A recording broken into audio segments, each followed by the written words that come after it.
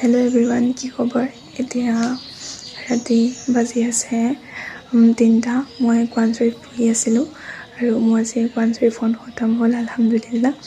আৰু এতিয়া চেহেৰি খাবৰ সময়ো হৈছে, তো চেহেৰি খাওঁগৈ, তাৰপাছত নামাজ পঢ়ি শুই থাকিম আৰু লগ পাম কাইলৈ একদম মৰ্ণিং।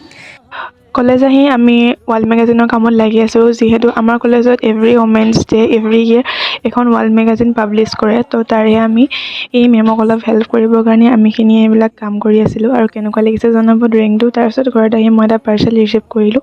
ৰিচিভ কৰি মেলি মই গ'লোঁ আম্মাৰ লগত টাউনলৈ, যিহেতু আম্মাৰ চিলাই মেচিনটো অলপ বেয়া হৈছিলে, তাকে ঠিক কৰিব।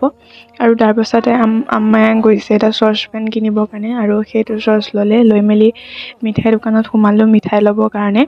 আৰু মিঠাইখিনি লৈ মেলি আমি ঘৰলৈ আহিলোঁ। ঘৰত ইফতাৰ কৰি মেলি মোৰ কাপোৰযোৰ চালোঁ আৰু এযোৰ হৈছে মোৰ নিজৰ আউটফিট। কেনেকুৱা লাগিছে জনাব।